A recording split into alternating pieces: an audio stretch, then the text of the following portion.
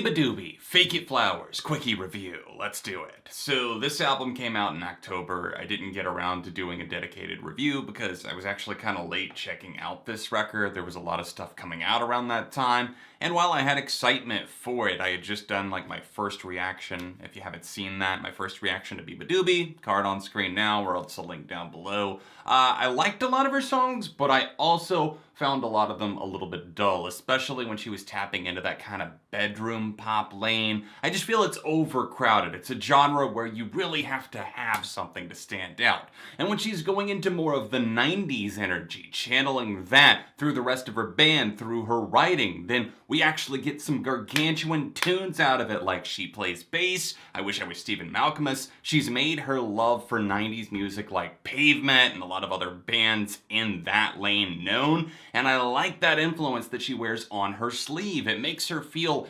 yes, indebted to those people, but also like she's starting to branch off as her own thing. And I think a lot of that potential has to do with why I find Fake It Flowers to be disappointing. Now, there's some great tunes on here. I mean, I was ecstatic about Care. That single pops off. I like the live performances that I've seen of it. I think that she really carries herself well. There's a great cadence to her vocals. The backing band, their drummer, is really good when he lets himself unleash. And we get some great guitar licks in as well on tracks like Worth It.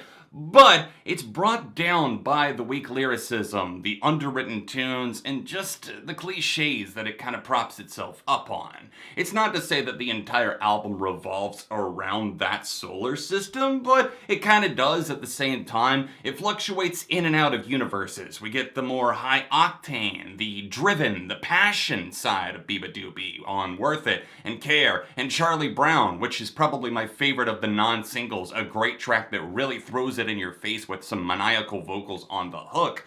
But it's brought down by some of the slower tracks where I just don't care all that much. The back combo of Diet Red and Back to Mars, and then something later on in the album like Sorry or How Was Your Day that just drags its feet. It's like boop boo doo doo doo doo doo doo doo doo doo doo, and it doesn't really actually get there to the finish line. It's frustrating because it pops in and out. That hurts the flow and the pacing of this album, and that's one of the biggest issues that I have with it. And then the closing track, I'm not even going to try and pronounce it because I know I'm going to butcher it here on the spot. Yoshimi Forest, Magdalene? Yeah, I tried.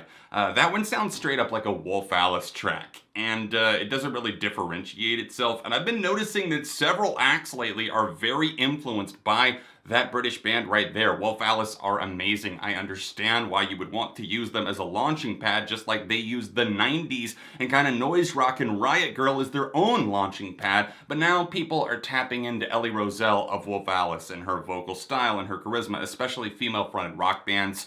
And I hope that that doesn't become the next, oh, it sounds like Hayley Williams of Paramore. But for now, Fake It Flowers, again, I find this to be rather disappointing. There's a few good tracks in the mix. Overall, it's definitely listenable. It's fine, but it just definitely has me zoning out. I would love to know what you guys think. Are you on the same page as me? You really loved a lot of the songs on here? I don't know. I'm feeling a 3 out of 5 on this myself. If you do want to go check it out, I will, leave a link to the Spotify album down below. Go give it a listen, report back with your thoughts. Check out a couple of recent quickies on screen now, and subscribe to ARTV Rogue for more. Other than that, I'm out. See you next time.